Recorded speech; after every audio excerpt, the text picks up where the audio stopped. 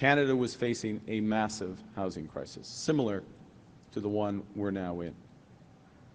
In response, the government of the day built tens of thousands of affordable starter homes for returning veterans and their families. Many of those homes were built by skilled tradeswomen, like our friends from the Sisterhood here today. You see, the Liberal government of William Lyon Mackenzie King had a plan. They created new agencies to oversee the construction of homes. They found ways to cut costs and to cut the time to build. They built, in the process, entirely new industries, and it worked.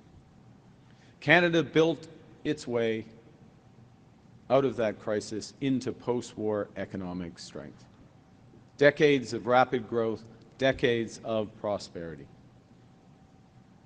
Today's reality is that even when Canadians, particularly young Canadians, are doing everything right, when they're getting a good education, they're studying hard, they've secured a well-paying job, they're saving up, they often have barely enough to pay the rent, let alone to afford a home of their own. On average, across this country, it takes over 4 years to save for a down payment.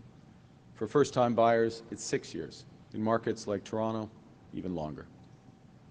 There simply aren't enough homes, so housing is just too expensive. Now, it doesn't have to be this way.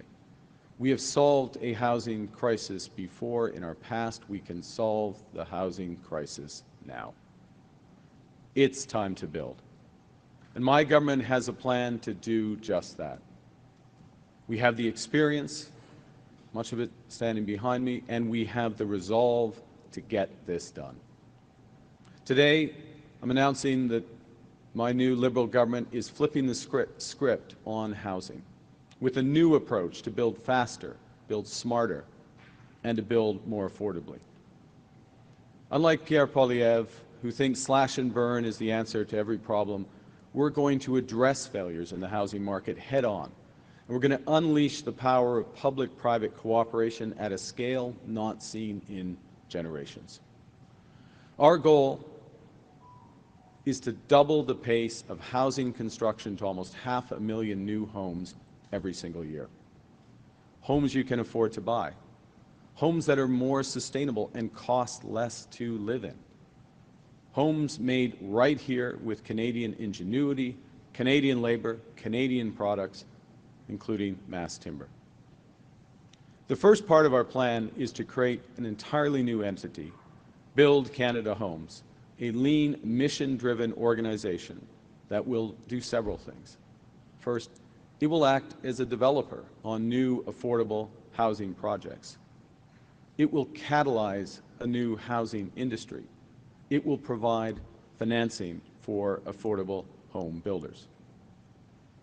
Notre plan commence par la création d'une nouvelle entité, Bâtir Maison Canada, une organisation allégée axée sur sa mission qui va, premièrement, agir en tant que promoteur de nouveaux projets résidentiels abordables, stimuler une nouvelle industrie résidentielle et puis fournir un financement aux constructeurs de logements abordables.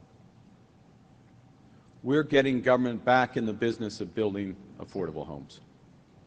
Acting as a developer, Build Canada Homes will work with industry to build affordable homes at scale, including on public lands. We'll make good on the promise to unlock federal lands for home building on a post-war scale.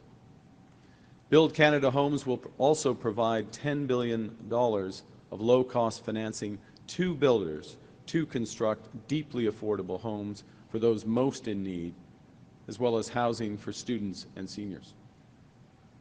And Build Canada Homes will catalyze the creation of an entirely modern housing industry in this country.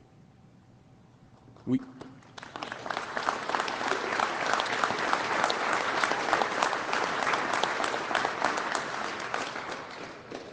need to take our construction sector to the next level. There are 80,000 vacancies and another 300,000 workers set to retire over the course of the next decade. Labor productivity in this sector has been stagnant for years. And at the same time, construction costs are up 51% in recent years. The way we build homes needs to change. Prefabricated and modular housing will play a big role in the future. They can drive down the time to completion by up to 50%. They're cheaper to build by up to 20%. And they're a more sustainable way to build, producing 22% fewer emissions than traditional construction methods. And the good news is we're already home to many new prefabricated housing factories. We want Canada to be the world leader in this new innovative industry. We should be that leader. That's why we're providing $25 billion in financing to scale up that industry. And in the process, we will create good jobs up and down the supply chain. Good jobs in innovative housing research, such as the UBC Smart Structures facility that I visited this past February. Good jobs in prefabricated and modular housing, like those in Sherbrooke, Quebec, in my own riding of Nepean, or in Calgary at ATCO. Good jobs in our world-class forestry industry by using Canadian lumber and mass timber, such as that which is being pioneered in Elmsdale, Nova Scotia, where I visited last week. And of course, at the heart, at the core, good jobs, great jobs in the skilled trades for hard-working people like the folks behind me who will be busy building these homes for decades.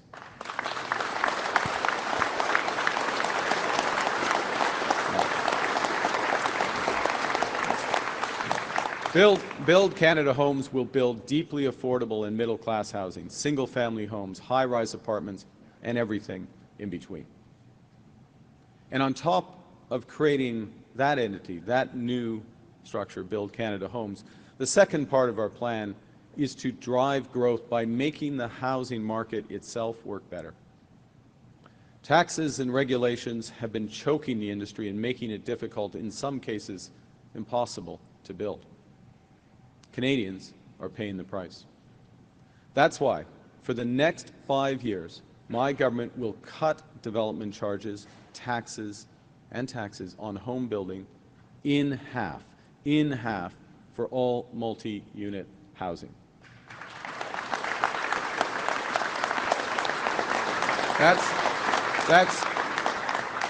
That's $40,000 off the cost of a two-bedroom apartment just south of here in Toronto. We'll fund new housing infrastructure to cover the lost revenue, while expecting provinces and territories to do the same. Pour inciter les promoteurs immobiliers, on va aussi garder la déduction pour amortissement accéléré par les bâtisseurs de logements locatifs. Dans les années 70, cette mesure fiscale a permis la construction de dizaines de milliers de logements locatifs en permettant aux bâtisseurs de récupérer leur coût plus rapidement pour qu'ils puissent bâtir, engager et innover. Le dernier gouvernement a ramené cette mesure. Mon gouvernement va permettre à encore plus de bâtisseurs d'y avoir accès. On va aussi tirer profit de concepts préapprouvés par la construction de logements pour réduire la bureaucratie et travailler avec les autres paliers de gouvernement pour éviter le dédoublage. On doit avoir une seule économie canadienne, pas 13. We are pragmatists, so we're going to also double down on what's already working. The new Housing Accelerator Fund is an example. It's gaining traction. And countless mayors who've signed on from Guelph to Red Deer, Quebec City, have said it's building more homes in their communities. Pierre Poilievre is ignoring them when he commits to eliminating the Housing Accelerator. Because I listen and learn, my government will not just keep it, we'll reinforce it, including by publicly reporting on municipalities' progress to speed up permitting and approval timelines. by getting government back into the business of building affordable homes, and by making the market work better, we will drive a huge increase in housing supply so we can bring costs down for Canadians. We will build at a pace not seen since the Second World War. Cet investissement, le plus grand depuis des générations, s'appuie sur les mesures que j'ai prises au cours de mes 9 premiers jours en tant que Premier ministre, comme la réduction de la TPS pour les acheteurs de première maison dont le prix est inférieur à $1 million. Une baisse d'impôts qui permettra aux Canadiens et Canadiennes d'économiser $50 000 sur le coût de leur première maison. Une baisse d'impôts qui signifie que les acheteurs d'une première maison devront mettre moins d'argent de côté et éménager plus tôt. Et un plus grand nombre de Canadiens et Canadiennes à réaliser leur rêve d'accéder à la propriété. Que vous soyez pompier ici à Vaughan, ambulancier paramédical à Kenora ou enseignant à Kingston. Our government's housing plan recognizes that it won't be business as usual. That never works in a crisis. It's all hands-on-deck strategy. It's an industrial strategy to get millions of more homes built. It recognizes that young Canadians can't wait any longer. It recognizes that they deserve the same opportunities that previous generations, like mine, had. It recognizes that sometimes government, your government, needs to step in and step up. Now, unfortunately, there is someone who just doesn't get it. Someone who thinks the answer to everything is a slogan or a tax cut. Someone who worships at the altar of the market, but who never has actually worked in it. That's Pierre Poilievre. C'est le type de politicien de carrière qui vénère le marché libre, bien qu'il n'ait jamais eu à signer un chèque de paie.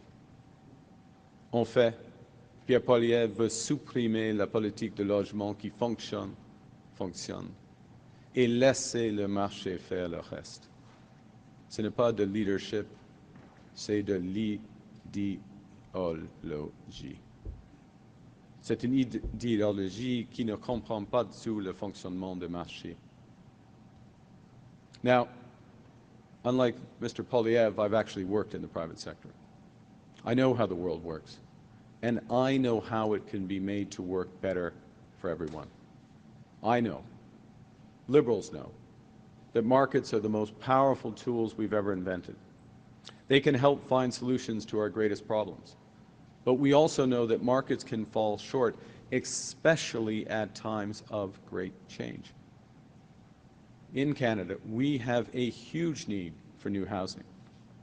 This is an insurmountable challenge if, like Pierre Poilievre, your only plan involves fiddling with the tax code and slashing programs that work. But if you actually want to build the future, this challenge is an amazing opportunity. It's an opportunity to create entirely new, highly competitive, job-rich Canadian industry that will work for everybody. One that uses Canadian technology, while creating the need for more carpenters, more joiners, and a lot more Canadian lumber. We get that. Liberals get that. Pierre Poilievre never will. On ne connaît pas les prochaines étapes des États-Unis, mais ce qui est clair, c'est que nous, les Canadiens et Canadiennes, nous avons le pouvoir. Nous sommes maîtres chez nous. Nous pouvons contrôler notre destin. Nous pouvons nous donner bien plus qu'aucun gouvernement étranger comme les États-Unis ne pourra jamais nous enlever. We can give ourselves more than any foreign government, including the United States, can take away. But to do that, we need to do the things that were previously thought impossible at speeds we haven't seen in generations. We can build things in this country again. we can ensure that if you work hard, you will be able to afford a good life. We can create secure jobs, a strong economy, affordable places to call home. We can build an independent future for our country, stronger than ever. We can build Canada strong. Merci beaucoup. Thank you very much.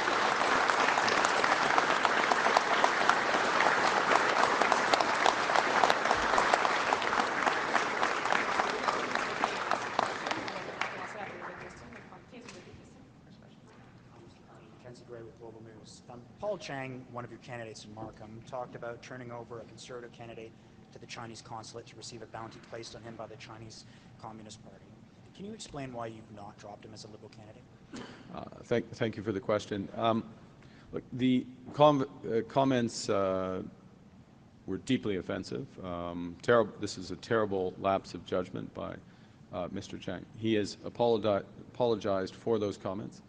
He has apologized directly now to the person that he mentioned, apologized directly to him yesterday. I've spoken to Mr. Chang as well over the course of the weekend to understand his position. He is a veteran policeman. Mr. Chang is a veteran policeman with more than a quarter century of service to his community. 28 years of defending rights in this community, and he will continue with his candidacy going forward, having made those apologies very clearly to the individual, to the community, and moving forward to serve. Alors, les commentaires en question étaient profondément offensants. Et M. Chang, il s'agit d'une terrible erreur de jugement, ça c'est clair. Et j'ai parlé avec M. Chang pendant le week-end. Il a renforcé ses excuses. Il s'est excusé directement à M. Tai, qui est la personne impliquée dans ces premiers commentaires. Alors, c'est une situation, c'est regrettable, mais il va continuer avec sa campagne. I should say the Conservative candidate has come out and said that apology is not sufficient, and that previous to this, he was speaking with the RCMP about his safety. So I'm just wondering why you feel comfortable continuing with a candidate that was parroting Chinese Communist Party talking points to try and attack a political candidate. Look, this is a person of integrity who served this community, his community, as a senior police officer for, as I said, more than a quarter century. He's made a terrible lapse in judgment. He's made an apology for that. It's also an individual who has family in Hong Kong. He's under no illusions about the situation there, the situation in broader China. He's made those apologies. He's made them directly to the individual concerned. He's made them directly to me. He has my confidence. Thank you. En effet, c'était la même question. Alors, il a fait ses excuses. J'ai parlé directement à lui et je viens de souligner que M. Chang a été un policier à Toronto depuis longtemps, pendant plus de 28 ans. Et il connaît très bien la situation en Chine et à Hong Kong et il va continuer avec sa candidature. Merci. Good morning, Mr. Carney, Rafael Canyon, CBC News. It's not just opposition parties calling for Mr. Chang's resignation, it's also at least 13 civil society groups. What message are you sending to Canadians who are worried about pressure from China when you allow him to stay on? And how can you credibly criticize Pierre Poilievre for his lack of security clearance when Mr. Chang is considered a worthy candidate? Well, the first thing, I can very credibly criticize the leader of the opposition for being at 930 days running and not having a security clearance. I will say as well, in the course of my responsibilities, current responsibility, I didn't do that. That wasn't me. I did manage to cut the piece of wood second time running. Although I was under expert supervision. No, getting back to these are serious matters, so I appreciate the question. But in the course of my responsibility as Prime Minister, just yesterday, I received an additional briefing on foreign interference and potential matters related to that. Of course, I can't share any details of that, but it just underscored once again, I take my responsibility seriously, but the extent to which Leader of the Opposition does not and hasn't for more than 3 years. In terms of, but to go back to the specifics of your question, this situation, look, I deeply offended by those comments. As I said, they're a terrible lapse of judgment. I view this as a teachable moment. It underscores the respect with which we treat human rights in this country, the differences between Canadian society and other countries. This, after all, though, I will go back to the character of the individual who made a lapse judgment. This is someone who has served our community, has been on the front line of policing for almost 3 decades, and has been standing up for those rights and has that track record for it. He's made his apology. He made it to the public. He made it to the individual concerned, made it directly to me, and he's going to continue with his candidacy. Thank you. I notice multiple GTA area candidates behind you. If you're still standing behind Mr. Chang, why isn't he standing behind you today? He has other responsibilities in his riding. We have multiple, but not every candidate. I know Yvonne Baker's off doing different things. People are doing things. They're out talking to Canadians. I'm honored that these candidates have found the time. I'm honored that Gregor Robertson, and let me just say a word about Gregor Robertson for a second. This is an individual who obviously has served his city. He understands these issues around housing as well as anybody in the country. And he understands as well, along with the Minister of Housing, who's snuck back there, yes, Mr. Erskine Smith, how the solution has to be an integrated solution. It's not just about we are changing a number of regulations, we are changing things on the tax side, but we have to create new entities. And we have to build all the way through so that we can build a sustainable, competitive housing market in this country. Thank you. Oui. Bonjour, M. Carney, Laurence Martin de Radio-Canada. Pour vous, quel est le problème avec la loi 96 au Québec? Premièrement, il n'y a pas de problème nécessairement, soyons clairs. Premièrement, il n'y a pas de problème. Je comprends l'objectif et je comprends bien l'importance de renforcer, de promouvoir, de protéger la langue française au Québec. Et j'ai fait de grands efforts pour cela, y compris le renforcement de Radio-Canada. C'est un autre enjeu, mais il y a un lien entre les deux. Mais et mon gouvernement a une malaise avec l'utilisation préventive de la clause non-obstant, la clause d'égo, non-obstant. Et ça c'est une position connue. Alors, à la fin, ce sera une question probablement pour le Cour suprême. In English, it's, to be clear, I understand the objective of Law 96. It is, and I support the objectives. Support the objectives of the importance of la laïcité in Quebec, and the protection, the promotion, the reinforcement of the French language in Quebec. And that's one of the reasons why we are foursquare behind Radio-Canada, and you will hear more about that in due course. It's a related issue. It's not direct, but it's a related issue, which is why I raise it. The challenge that we see, I see, my government sees, is the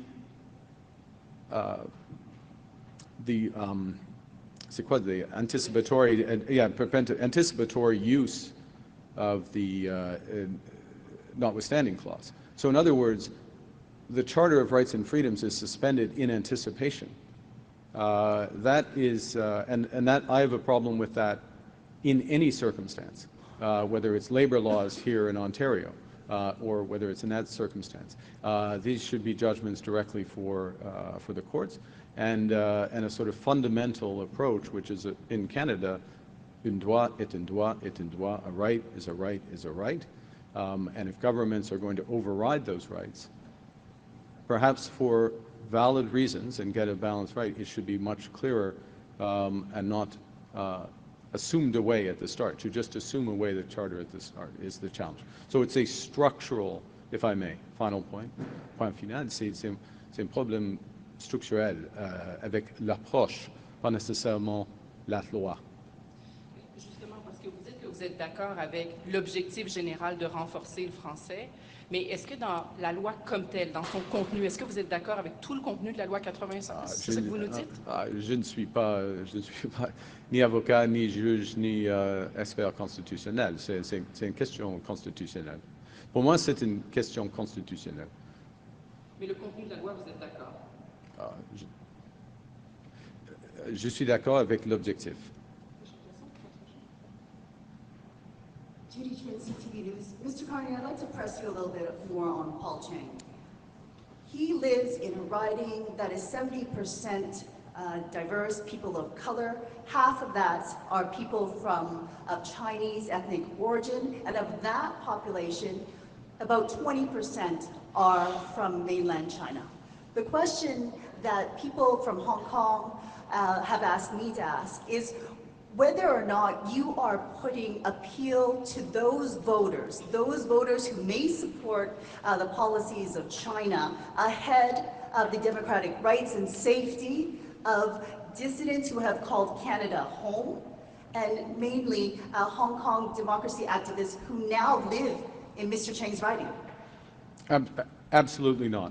Absolutely not. Stand foursquare for rights, foursquare for our position, our very strong position vis-a-vis China, respect for Canadian citizens, all rights of Canadian citizens, irrespective of whether they hold dual citizenship or not, to be absolutely clear.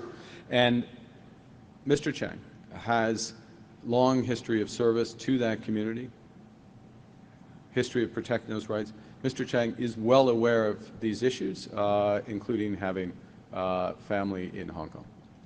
How can he be an effective representative for them when they no longer trust him after he said this? The question, as you know, Mr. Carney, you know that Canada has executed 4 Canadians this year. China. You know that there are human rights activists in China in detention right now. How can Mr. Chang, how can your party keep him as a candidate knowing this context? Mr. Chang has apologized for his comments. It's a lapse of judgment. He's apologized for his comments. He's apologized directly to me. He's apologized directly to the individual. He has a long record of service. He's going to continue his candidacy. Okay. Bonjour, M. Carney, Hélène Moncade de la presse canadienne. J'aimerais revenir sur la loi 96. Pour monsieur, madame, tout le monde, pouvez-vous clarifier si un gouvernement libéral élu va contester la loi 96 jusqu'en Cour suprême? Et si oui, pour quel motif exactement? On verra. Il n'y a pas de cas maintenant pour le Cour suprême. Et pour monsieur et madame tout le monde, l'enjeu est, est-ce qu'on a des droits ici au Canada ou non? Un droit est un droit est un droit. Okay? Si on utilise trop souvent le clause non-obstant dans une manière anticipatoire, on dit on n'a pas de charte des droits ici au Canada. Ça c'est une question pour la Cour suprême. C'est pas plus compliqué que ça.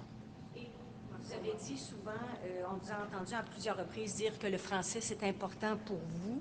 Comment un gouvernement libéral élu assurerait d'abord la protection du français, mis à part la défense de Radio-Canada? Mis à part tout ça, Alors, nous avons créé, nous venons de créer, par exemple, une nouvelle ministre, super ministre, en effet, c'est le ministre de Culture, Identité canadienne. Le ministre c'est M. Guilbeault. Il est mon lieutenant québécois et il est chargé avec une mission de renforcer, de protéger et promouvoir la langue française en utilisant tous les pouvoirs, tous les outils du gouvernement fédéral. C'est très, très important pour nous. Alors, c'est une des aspects. Il y a d'autres aspects. La plupart, par exemple, des ministres de mon cabinet sont francophones. Ça, c'est évident aussi. Hein. Merci. Toujours, M. Carney. Oui. Sur l'annonce du jour, vous proposez la création de Bâtir Maison Canada et on peut lire dans le communiqué que vous allez transférer tous les programmes du logement abordable de la SCHL à cette entité-là. Oui. Est-ce que c'est un désaveu de la SCHL? Elle ne faisait pas bien son Non, travail?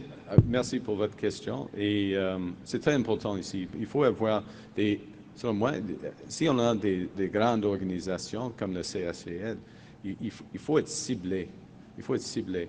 En effet, le CHL fait de financement pour les Canadiens. C'est beaucoup de programmes, ça.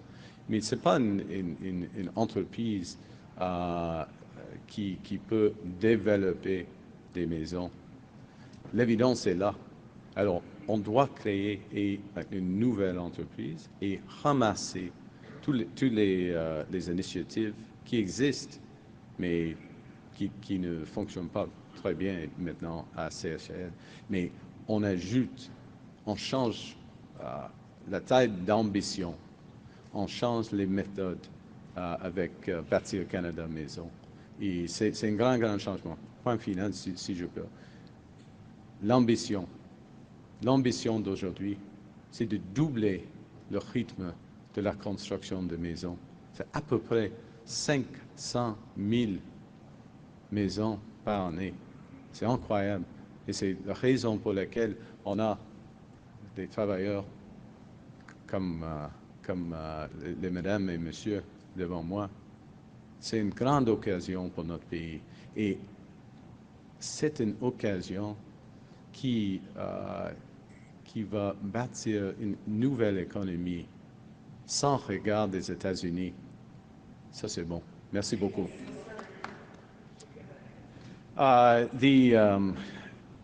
The core point on the structure of it was such a great ending. I'm not going to be able to recreate it. The core point on CMHC, to use the English acronym, is these big organizations, they work better if they have a sole purpose, a clear purpose. And what CMHC, and the minister knows this, has been doing has been providing mortgage insurance financing, other forms of financing, but also having a few programs in affordable housing. It's not very good at the second, with all due respect. And it's not its primary focus. So we're taking those programs, existing one, we're bringing them together on an entirely different scale, with entirely different tools in Build Canada Homes. And I was just finishing by underscoring the scale of ambition that we're looking to double the rate of home building, 500,000 homes a year, which is what this country needs, building an entire industry behind it, getting the great people behind me and those like them across the country, careers, like decades and decades of work in carpentry and joining and beyond the other trades. All of this in a way that builds the strongest economy without any regard to what goes on in the United States. That's Canada Strong. Thank you very much. Thank you. This was an conference. This is my final